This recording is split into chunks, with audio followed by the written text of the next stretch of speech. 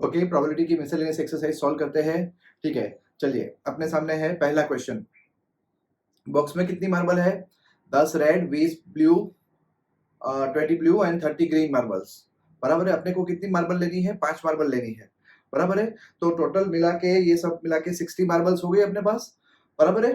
अब हमें पहले क्वेश्चन में पूछा है कि all the marbles will be of blue colour. Okay, तो ये सारी मार्बल्स ब्लू जो आएगी वो कितने में से आएगी? 20 ब्लू में से ही आएगी ना। बराबर। ओके, चलो 20 में से 5 सेलेक्ट करो। How many way that can be done? 20C5। और ये टोटल कितनी है? 60। तो उसी में से 5 आएगी तो 60C5। बराबर है। अब दूसरे केस की बात करते हैं। At least one will be green. तो याद हो तो आपको, अब आपकी जो पूरी सैंपल स्पेस है ना वो दो पार्ट में डिवाइड हो गई, एक ग्रीन और दूसरा नॉन ग्रीन। मतलब 30 ग्रीन है एंड 30 अदर्स हो गई। ओके, तो हो सकता है कि एक ग्रीन आए, 4 अदर आए।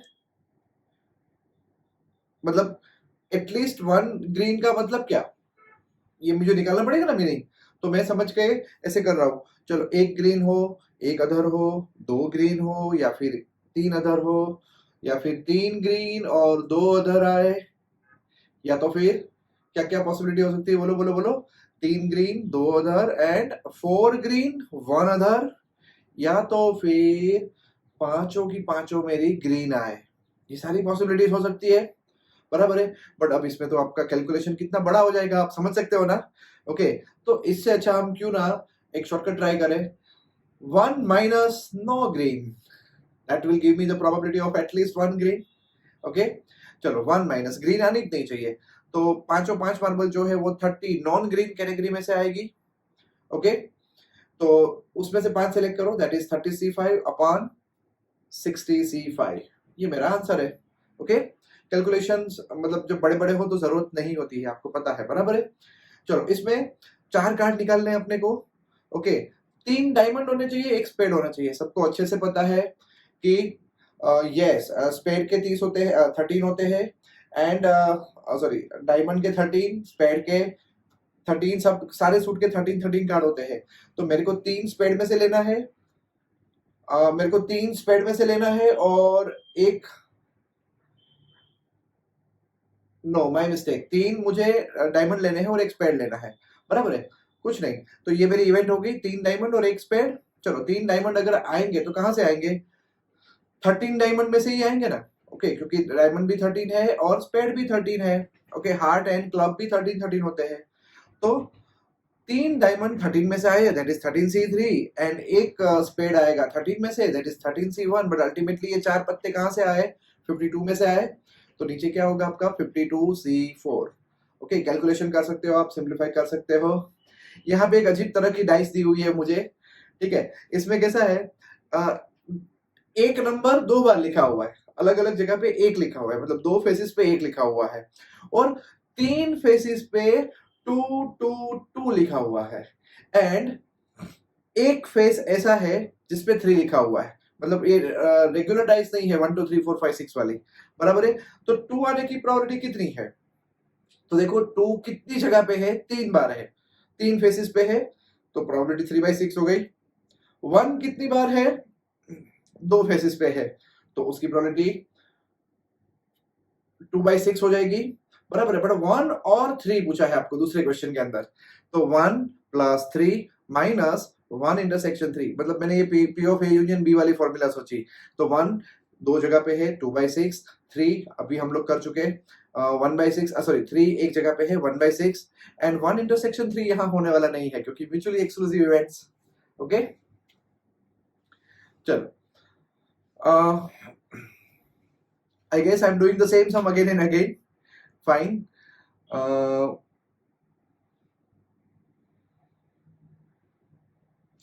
ये पार्ट की मुझे जरूरत नहीं है, मुझे निकाल देना है।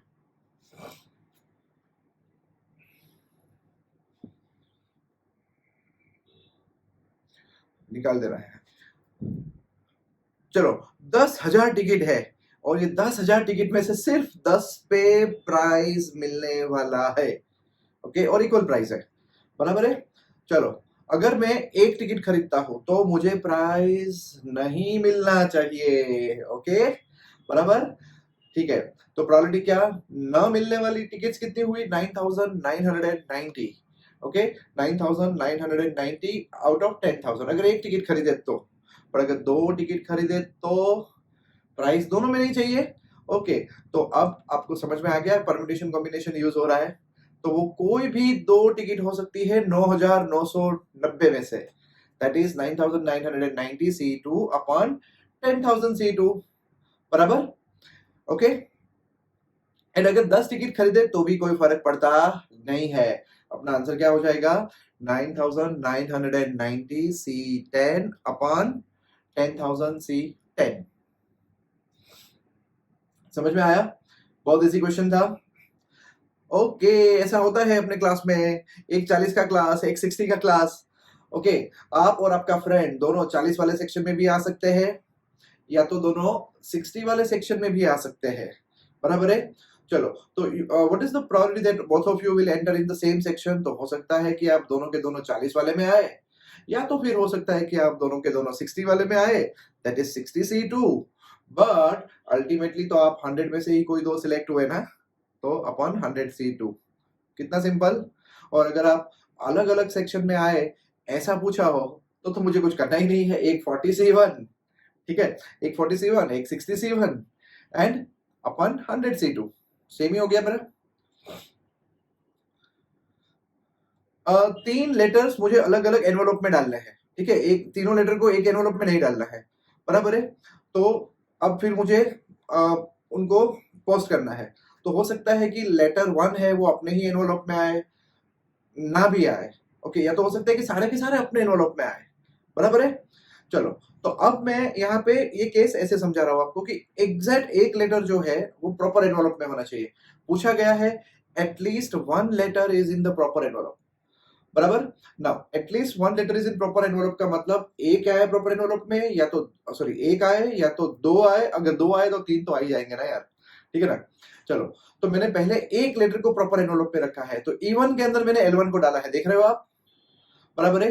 E2 के अंदर मैंने L2 नहीं डाला है, L3 डाला है, और E3 के अंदर मुझे L2 डालना पड़ा। अब मैंने L2 को अपने प्रॉपर एनवलप में डाला है, एंड बाद में मैंने L3 को अपने प्रॉपर एनवलप में डाला है, चेक किया, तो ये तीन केसेस बन गए जिसमें एक लेटर अपने ही एनवलप में है, प्रॉपर एनवलप में है।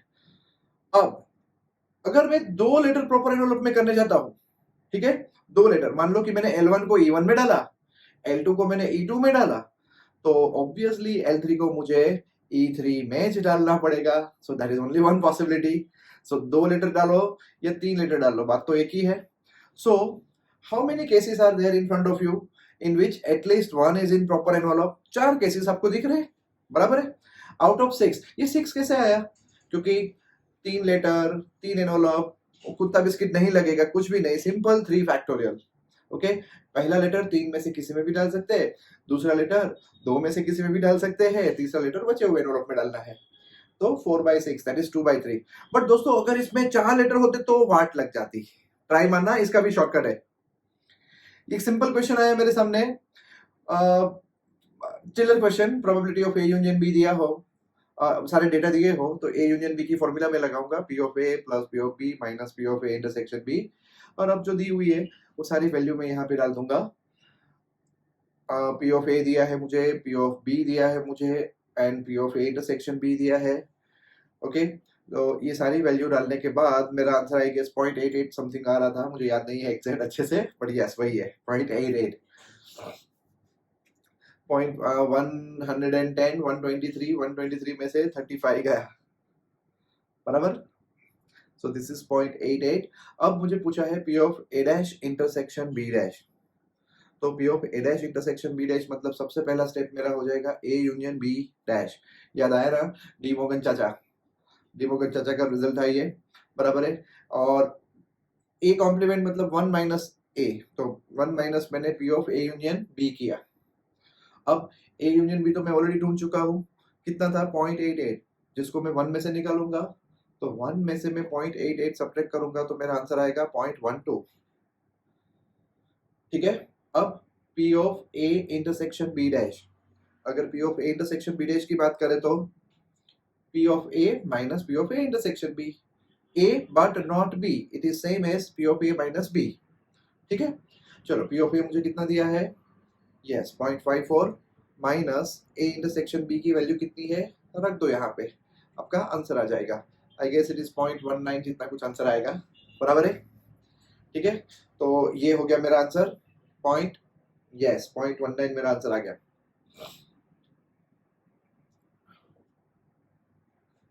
नाउ नेक्स्ट मुझे पूछा है P of B intersection A dash, बराबर है। Oh my mistake, 0.54 minus 0.35 is 0.21, sorry. ठीक है, P of B, ओके, तो P of B intersection A dash means B but not A करके उसमें भी सेम वैल्यू डालनी है आपको। चलो, तो इस क्वेश्चन में बड़ा इंटरेस्टिंग है, 5 लोग हैं मेरे सामने, हरीश, रोहन, शीतल, अलीस एंड सलीम। ओके, उनमें से 3 मेल है और 2 फीमेल है और उनकी एज दी हुई है। अब बड़ा मजेदार एप्लीकेशन है यहाँ पे probability of A union B का।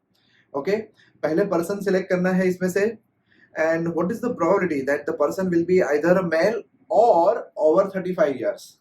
ओके, तो ए को मैंने मेल माना है, A is the probability that the person is male, B is the probability that he is of above 35 age. तो अब मुझे क्या करना है, probability of A union B निकालना है। तो मैं कैसे निकालूंगा, probability of A union B is equals to P of A plus P of B minus P of A intersection B। चलो, मेल कितने हैं इनमें से देखो जरा आप, तो इस कॉलम में देखेंगे तो 1 2 और ये नीचे वाला 3 मेल है, दैट इज 3/5।